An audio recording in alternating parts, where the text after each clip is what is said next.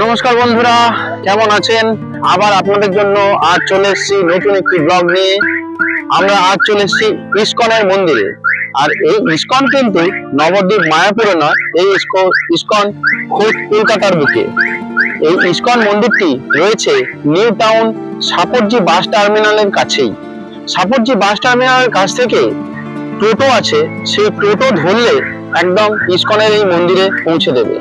এই সামনেই আপনি দেখছেন ইসকনের গেট, আর ওখানে রয়েছে টোটো। এই টোটোগুলি বাস টার্মিনাল থেকে সোজা এখানে পৌঁছে দেয়। যাবতীয় তথ্য সমস্ত আপনাদের ধীরে ধীরে আমি বলছি, চলুন মন্দির পরিদর্শন করে দেখে আসা যাক। আমার পিছনেই দেখতে পাচ্ছেন ইসকনের যে মূল মন্দির, আর এই মন্দিরের ভিতরে রয়েছে রাধাকৃষ্ণের বিগ্রহ। আমরা ধীরে ধীরে এই রাধাকৃষ্ণের বিগ্রহ দেখব, দর্শন করব, আর আপনাদের অবশ্যই এটিকে দেখাবো। বিশ্ব বাংলা গেট থেকে সাপুরজি যাওয়ার জন্য অটো রয়েছে, এছাড়া বাস রয়েছে KB16, KB22, 239, DN 2x1। এই সমস্ত বাসগুলি বিশ্ব বাংলা গেট থেকে আর সল্টলেক থেকে সাপুরজি বাস স্ট্যান্ড অবধি আসে। ওখান থেকে একটি টোটো নিয়ে আপনারা ডাইরেক্টলি পৌঁছে যেতে পারেন এই ইসকন মন্দিরে। আর এই মন্দিরের সামনেই টোটো স্ট্যান্ড রয়েছে, যেখান থেকে আবার ফিরে যাওয়ার জন্য টোটো পাওয়া যায়। যারা আজকে আমার এই চ্যানেলে প্রথম এসেছেন, অবশ্যই কিন্তু চ্যানেলটিকে সাবস্ক্রাইব করে নেবেন। এই ইসকনের মন্দিরের যে সদস্যরা রয়েছেন, যারা এখানে থাকেন, তাদের মুখ থেকেই আমরা এই ইসকনের মন্দির সম্বন্ধে কিছু শুনে নেব। আমাদের পিছনেই দেখা যাচ্ছে যে মন্দির, এই মন্দির কবে তৈরি হয়েছিল, কিভাবে এটি গড়ে উঠেছে ধীরে ধীরে, এটি সম্বন্ধে আমরা ওনাদের মুখ থেকে শুনি। চলুন শোনা যাক।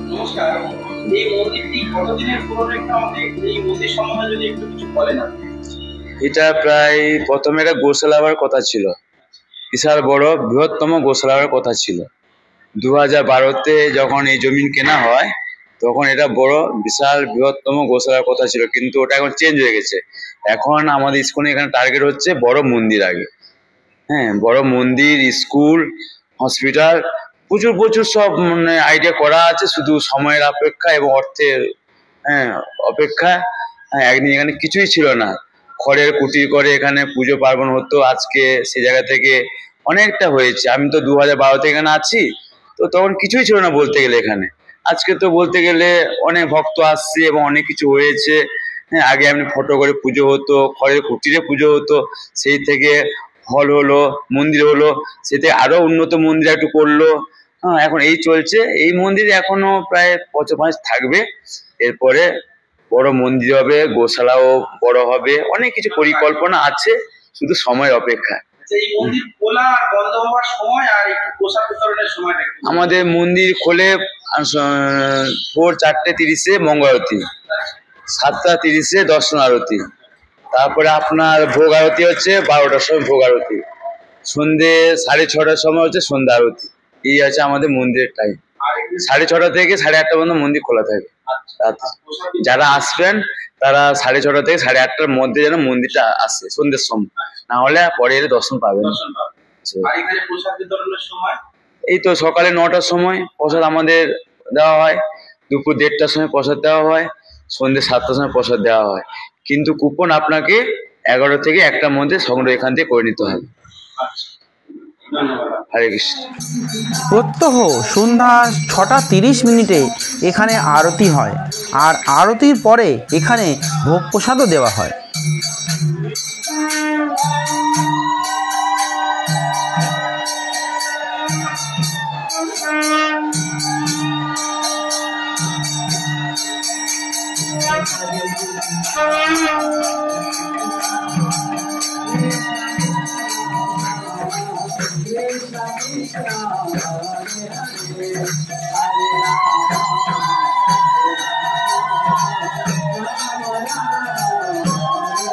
শঙ্খধ্বনির মাধ্যমে ভগবানকে জাগিয়ে তার আরতি শুরু হয় প্রত্যহ, আর আমরা সাক্ষী হতে চলেছি সেই আরতির।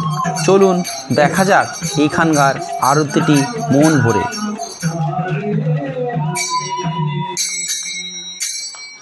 जय शंकर भगवान की।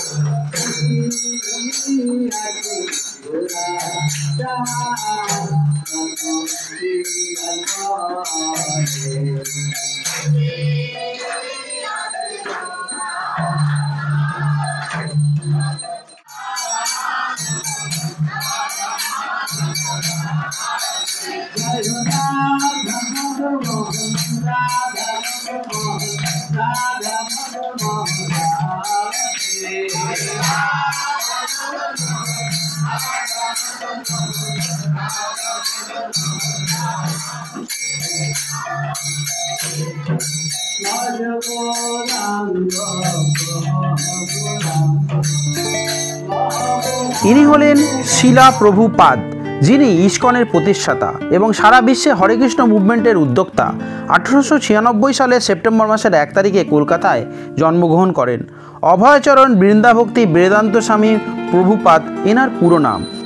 ইস্কন অর্থাৎ international society for Krishna consciousness অর্থাৎ ইস্কন ইনিই প্রতিষ্ঠা করেছিলেন। নিউ টাউনের এই ইস্কনের মন্দিরটি সবথেকে বড় গোশালা তৈরি হতে চলেছে এবং প্রায় 25 একর জমি নিয়ে তৈরি এই মন্দির কলকাতার সবথেকে বড় ইস্কন মন্দির হিসেবে পরিচিত হবে খুব শীঘ্রই। আস্তে আস্তে কাজ চলছে, অনেক গরু রয়েছে এখানে, গোশালা রয়েছে। আমার ছেলে মেঘ তো এখানে এই গরুদের নিয়ে খেলতে শুরু করলো, ছোট্ট একটি বাছুরকে নিয়ে ও তো খুবই আনন্দিত। আমরা এখন রয়েছি এই মন্দিরের গোশালার সামনে। এখানে অনেক গরু সেবা করা হয়, অনেক খাবার ব্যবস্থাও এখানে আছে। এখানে রন্ধনশালাও রয়েছে। আমরা ধীরে ধীরে ওই রন্ধনশালার ভিতরে গিয়ে দেখার চেষ্টা করব। চলুন। এখানে রয়েছে বড় একটি গোশালা এবং একটি রন্ধনশালা, যেখানে প্রসাদ তৈরি করা হয়, রান্না করা হয়। 60 টাকার বিনিময়ে টোকেন সংগ্রহ করা যায়। আগে থেকে বুকিং করার জন্য নাম্বার আমি আপনাদের প্রোভাইড করে দেব। ভাত, রুটি, ডাল, সবজি, পায়েস এখানে প্রসাদ হিসেবে দেওয়া হয়। কখনো কখনো দেওয়া হয় সাবুর খিচুড়িও। আমাদেরও ভাগ্য খুবই ভালো ছিল, কারণ যখন আমরা ওখানে রয়েছি তখনই বিকেলের যে খিচুড়ি প্রসাদ সেটি বিতরণ করা শুরু হয়ে গেছে, আর আমরাও রাধে রাধে বলে হাত পেতে নিয়ে নিলাম এই খিচুড়ির প্রসাদ। এইখানে পরিবেশটি ছিল খুবই ঠান্ডা তখন, আর এই ঠান্ডার মধ্যে এই গরম গরম খিচুড়ি প্রসাদ খেতে খুবই ভালো লাগছিল, মনটা তৃপ্তিতে ভরে উঠল।